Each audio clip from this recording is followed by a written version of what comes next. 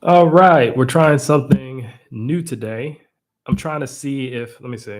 I'm trying to tap my microphone to see if it actually works. I thankfully I got a new computer and I'm trying to see how this works with the live.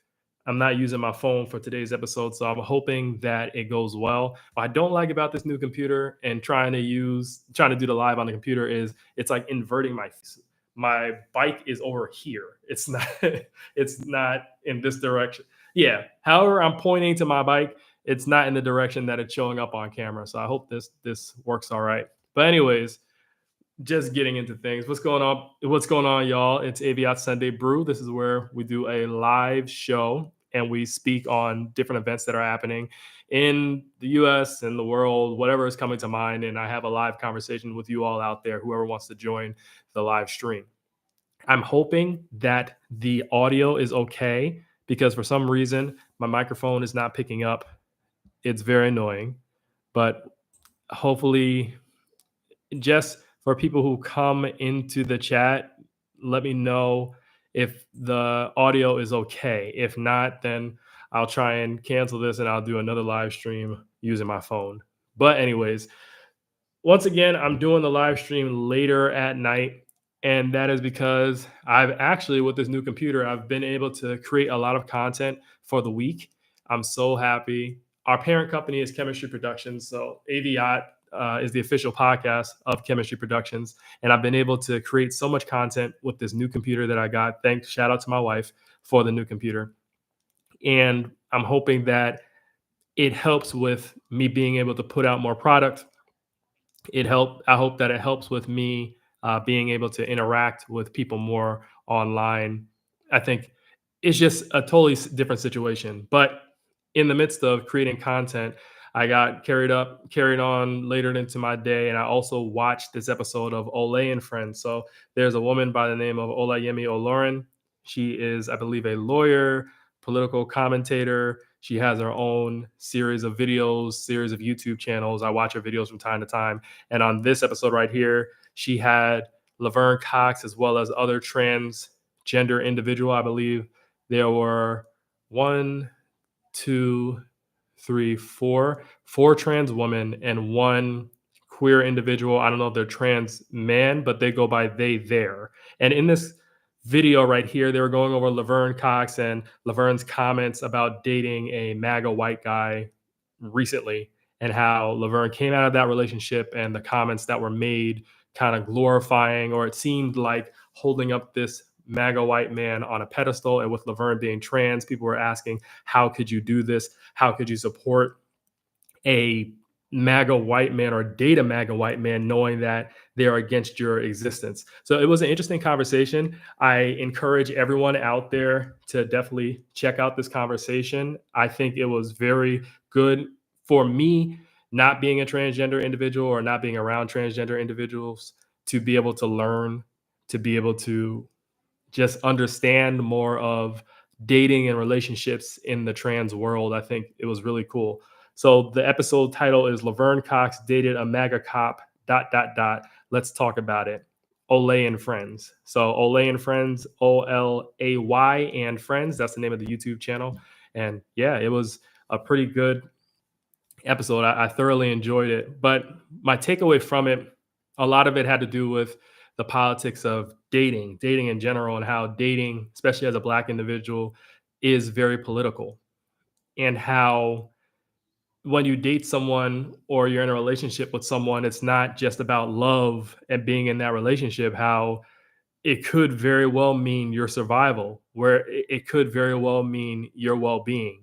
And that's very important in order to, I guess, just navigate those spaces more wisely, navigate those spaces better. With that being said, I want to pivot to talking about Shannon Sharpe.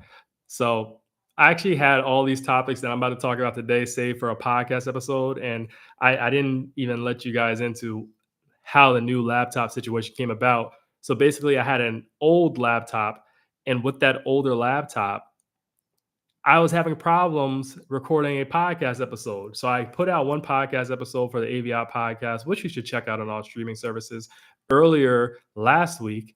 And then I wanted to do another one. But when I sat down to go record it, my computer was messed up and my computer would not let me record. I was very upset by that. And unfortunately, I wasn't able to record that podcast episode. So I go to my wife. I'm very upset about it. I'm like, yo, this is terrible. This is really. And the thing is, with that old computer that I had, and it's right here on the floor, that I was never able to really produce a lot of content in a timely manner because that computer was slow. It was always an enemy of progress for me. And I did not appreciate that at all. So I talked to my wife about it, and she's just like, why don't we just get a new computer? So we ended up buying a new computer, and the next day I got it. Now, you might be asking, why did you get a new computer before? Listen, I'm someone who was very conscious about my finances, and I didn't feel like I was in a space where I should have been buying a new computer. I wanted to make some more money first before I bought a new computer, but desperate times call for desperate measures, and if I play my cards right, I'll be able to recoup my finances that I used to get this computer in the first place.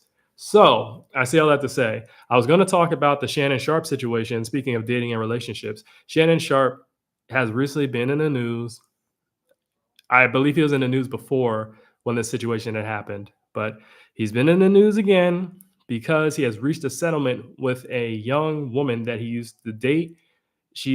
I think she was suing him for 50 million. So she's going to get paid in the millions. She was an OnlyFans model, and I think he met her around the time when she was 19, and Shannon's in his 50s. He's pushing. I think he's going to get closer to 60 soon. I think he's in his mid 50s now. I think you could say that, early to mid 50s. And so they were dating. They had I guess, a tumultuous sexual relationship, and she alleged that he took advantage of her unwillingly, essayed her on two different occasions in 2 different years. Me personally, I looked at this situation saying, that sounds a little fishy, but hey, I'm not in their bedroom. I don't know what's going on between those two. And what happened was the news broke out that they were going through problems, and then it just looked bad for Shannon. So he made a settlement with this woman for millions because now she's quitting OnlyFans. She put out a statement saying that she's quitting OnlyFans, reportedly. I didn't see the statement, but I've read reports about it. And on top of that, Shannon Sharpe had a lucrative deal with ESPN that he was supposed to be doing. But because of this situation, I guess ESPN didn't want the bad press. So now he lost that deal. And this is all because he decided to be in a relationship with, or have relations with, a woman significantly younger than him. On top of that, being a white woman. There are, and this goes back to the Laverne Cox and Laverne dating the MAGA white man, there are politics at play here. When we have a big buff black dude, and that is who Shannon Sharpe is, being a former NFL player, a Hall of Famer, and he's dating this tiny, petite white woman, and something happens, then the white woman's going to be looked at as the victim, even if she's not the victim, but we don't know in this case. And the black guy is going to be looked at as the aggressor. We have history to back up this. We have history that supports this claim that I'm making right here, that unfortunately white women are always going to be looked at as the victims and black men are going to be looked at as the aggressors. We also had the Jonathan Majors and his ex-girlfriend, white woman. Now, I believe there was abuse there with him and her. We have several cases, though, where there is an abuse, or that the black man truly has not harmed the white woman. And unfortunately, their livelihood is at stake. They get in trouble, and it's a mess. It's a total mess.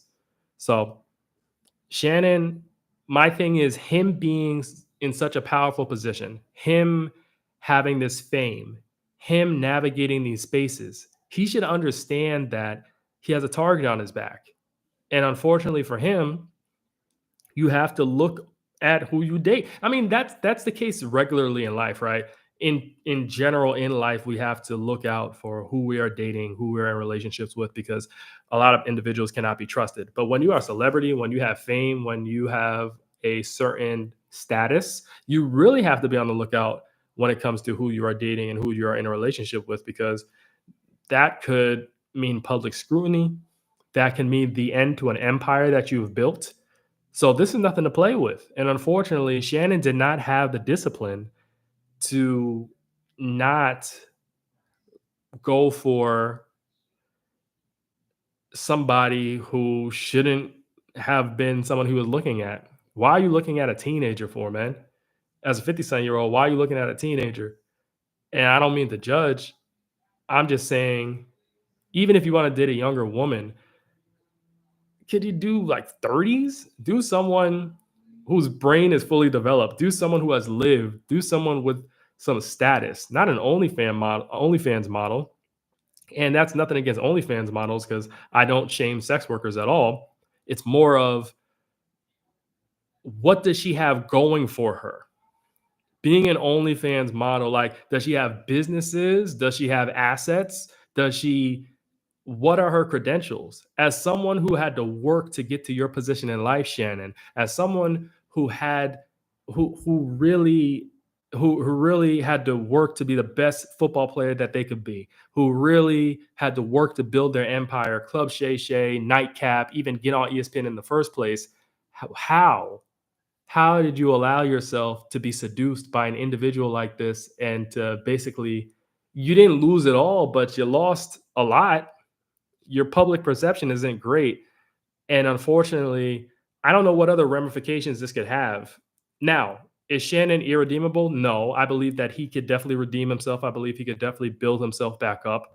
He could definitely do that. It might take some time, but I hope he learned his lesson.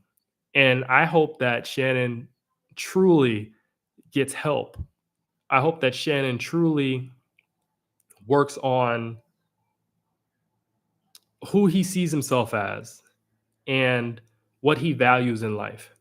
We've had two incidents where Shannon's been in a compromised position. One in which he had the IG live and he was sleeping with a woman, and we heard it all. We heard her moaning on camera.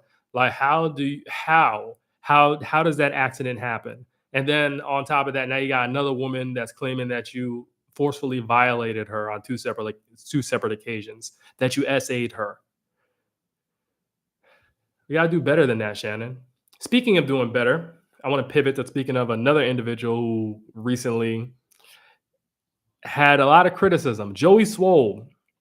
Joey Swoll, I think he promotes himself as he's a fitness influencer, and he promotes himself as somebody who practices good gym, I guess.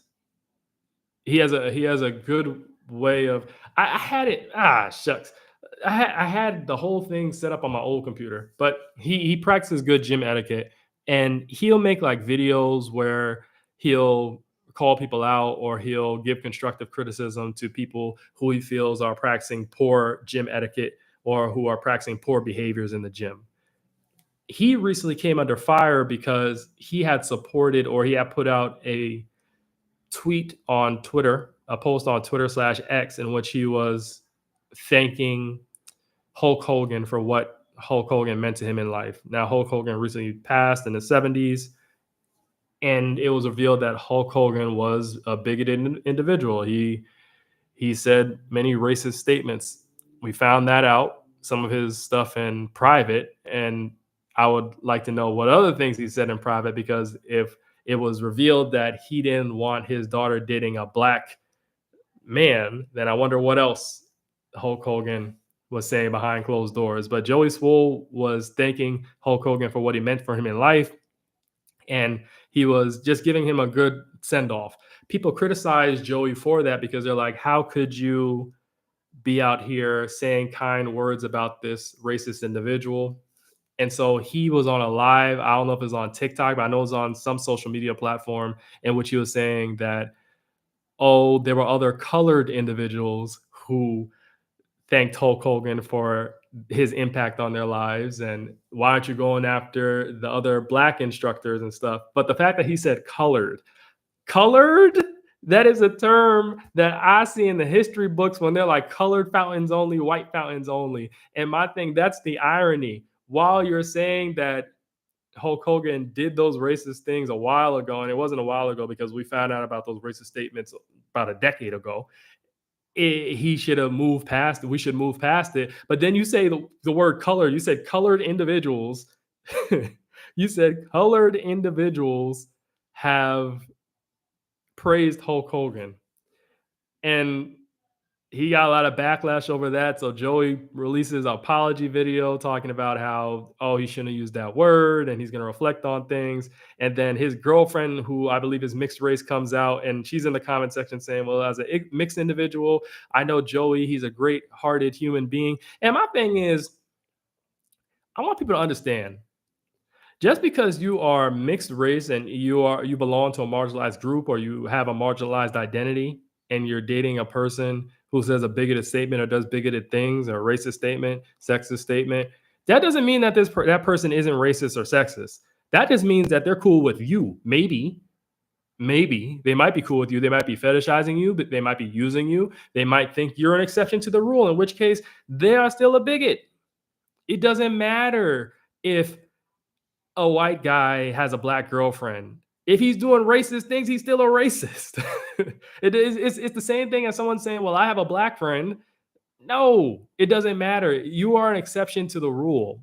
It doesn't mean that that person is not a bigot or doing horrible activities. But anyways, Joey makes this apology video.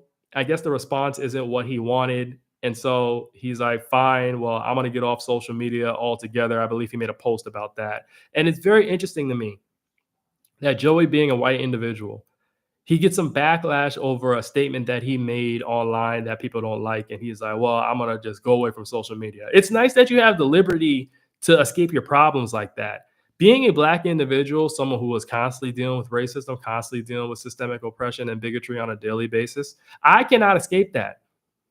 I cannot just shut off social media and then all of a sudden, well, whoop-de-doo, now I'm free to go. That's not how it works. But for you, as a white individual, you can just shut off social media. It reminds me of this blue-eyed theory. I don't know if any of you are familiar with, I think her name is Jane Elliott. Jane Elliott, she had a theory called the blue-eyed theory. And in there, she was doing an exercise in class where she was discriminating against white individuals and then discriminating against, and they just couldn't handle it. So some of the white individuals were leaving the room. And she was like, you see this? It was this one famous video where this white girl, she had left the room and because she couldn't handle the discrimination she was facing by the class. So then Jane, she was saying, you see how you as a white individual was able to leave the room? You're able to leave your problems when you deal with bigotry or oppression. But black people, other marginalized groups, Indian people, Asian people, they can't leave the room. They are going to experience it even when they leave the room. It doesn't matter. So I feel like that was the situation with Joey Swoll. He was able to, quote unquote, leave the room. Wait, all right. I got a question. Hey, question. Do white people go through things too? Yeah, everyone goes through things. Here's the thing, though. White people have a system that protects them in America and globally. White people have a system that protects them. So, for example, a white person could be homeless, but then a black person could be homeless too. And the white homeless person might be given preferential treatment when it comes to housing, when it comes to getting a job, because they're white. They have a system that supports them with that preference. So, yes, white people can go through things too. I'm not saying that they don't. It's just that the system that is put in place in the world and global that has white people as a preference, it makes it so that they're able to get out of those tough situations easier. But I appreciate that question. How do you pronounce your name? Eowyn? Ewan? Is that how you pronounce your name? But thank you for that question. So that's the whole Joey Swoll situation. I thought it was very interesting. I even have a list of topics that I was going to talk about in my podcast I wasn't able to do. So I had the Joey Swoll situation. I also had another thing that I wanted to talk about. Just some comments that I got on threads. If anyone's in the comment section, if you have any topics that you want to talk about, just let me know. I'm usually on these live streams for about a half an hour or so every Sunday, and then I peace out. So if you have anything that you would like to share or talk about, not really. I'm white and I get treated lower than other people. So how do you feel that you get treated lower than other people? Can you explain? I would love to read how you feel you get treated lower than other people. Definitely. So here we go. So speaking of treatment, I was gonna go over this thread conversation that I had with someone. So I'm on threads usually under the Chemistry Productions banner. So I comment on behalf of the company. And there was this woman on there that I saw. She made a statement. She said, "The way you look might be costing you opportunities." When I first read this statement, I thought about it in terms of she's probably saying, okay, well, if you don't take care of yourself, if you're not in shape, like say you're overweight or you're unkempt, like you don't take care of your hair, you don't clean up well, you don't shave correctly, if you don't smell good, that could be costing you opportunities, right? So that could cost you opportunities in job, that could cost you opportunities in dating, right? So I responded on behalf of Chemistry Productions. I said, so what can you do if you're black then? Because we all know how that holds many folk back. Meaning that you can look great. You could be a great looking individual, but if you're black, sometimes your skin holds you back. So I was curious to know what this woman's thought was on the question that I asked. She responds by saying, "There's a lot of good looking, successful black people not sure what your question is." And that she didn't, I think she missed the point. She was just thinking if you're good looking or you take care of yourself, you can get a lot of opportunities. But what I was saying was that is true. You can, but we cannot escape the reality of being black, just like at Ewan in the comment section, what you're saying in terms of people going through things. If you are a black individual, unfortunately, your skin, how people perceive you because of your skin, that can hold you back. Look at me. I am dark skinned. I have locks. Some people may look at me, no matter if I'm dressed a certain way, if I present in a certain manner, like I'm dressed to the nines. I have a collared shirt. I have nice khakis on, and I have nice slacks or slacks, and then I have nice shoes. People will still look at my locks and my skin and they'll be like, okay, well, I think this is a dangerous individual, or I don't want to give that person a job because I don't like how they look. And I think this woman was missing that point. So, yes, the way you look could be costing you opportunities. I think that also goes to your blackness. And so, how I looked at things was when I asked that question. So, I got to plug in my computer. My computer's my battery's running low.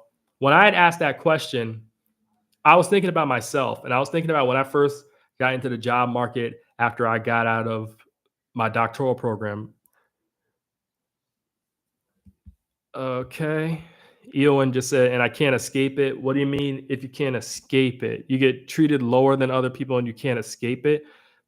Eowyn, like I was saying before, like how? Like, can you explain? That would be helpful. So what I was saying is when I had gotten out of my doctoral program, I was looking for jobs.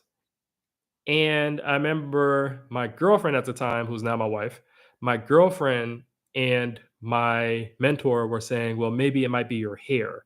Maybe because I was growing out my locks then, my locks were short, a lot shorter than now. And I was growing out my hair. And they were thinking, well, maybe when people are seeing me on these job interviews or they're they see photos of me, what have you, that they are judging me based off of that.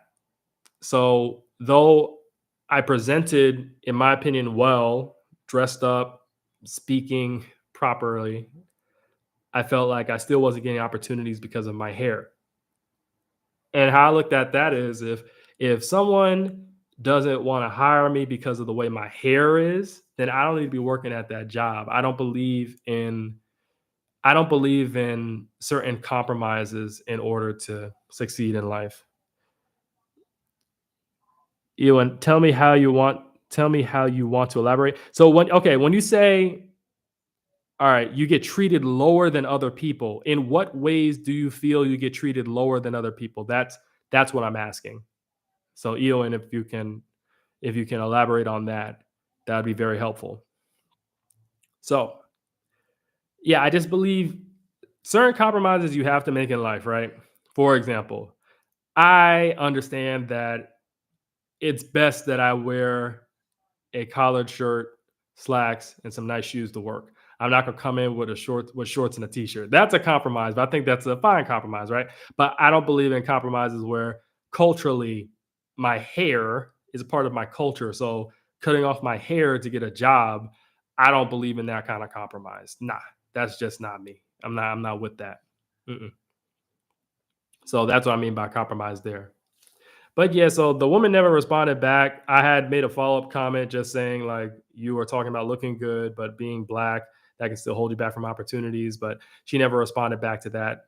And that's where the conversation ended there. And that's all good. I mean, it's all good. Sometimes people don't want to continue a conversation. I'm trying to move this. I feel like the light is kind of bright, whatever angle I'm at. This might be a little better in terms of my lighting. And move the camera down some. All right. Might be a little better. I don't know. And let me know for those who are listening if you can hear me all right too, because I don't think my microphone is picking up my voice. So I think my voice is strictly coming from the computer, which is odd, but it is what it is. So that's pretty much the live for today. So talked about Shannon, talked about some Laverne Cox, what I was listening to there, talked about Joey Swoll, and talked about a conversation that I had on Threads, which was very short. Just like this podcast, not podcast, like just like this live stream for today. Yeah, Eoin, you're saying, yo, can you hear me? What's up? I responded, I wanted you to elaborate and say, how do you feel that you get treated lower than other people? Like in what ways? Do people call you short? Like, that's what I'm thinking about when you're talking about being treated lower than other people. But anyways, unless Ewan has anything else to add, that will be the live stream for today. And I always end by speaking on what's brewing for the week. So, okay, Ewan, I do can I I, I don't know what to respond to. You say I do. I don't know what to respond to. I really don't. But anyways, I always end these live streams by saying what's brewing for me for the week. So what's brewing for me for this week? Now that I have a new computer, I'm able to. Okay. Well, that's not cool. If they truly call you that, and that's not cool at all. Yeah, that's not cool. But a lot of times when people call us names, it can be hurtful. But a good quote that I heard recently was, I do not accept criticism from people who I don't respect the opinions of. I think that's a good quote to go by. But what's brewing for me for this week, now that I have this new computer, I'm able to create content a lot quicker. So I plan on getting some podcast episodes out. I want to make clips of those podcast episodes so I can put video out on the channel. I want to start making more long form videos to put out on the YouTube channel on top of the shorts that I do already. I believe that we're trending in a positive direction. So definitely look out there. If you have any ideas of what you want me to speak on in the future in terms of different content out there, please let me know. I'm always open to conversation. If there are topics that are a little touchy, what I'll do is I'll try to either talk about them on my podcast. I feel on my podcast, I have more free range to speak on things without being censored. If not, then I will teeter along the lines of what to say with certain topics without getting my page flagged, without getting this platform, the pages that are aligned with this platform flagged. But I hope you all have a good week. Thank you for tuning in for those who did.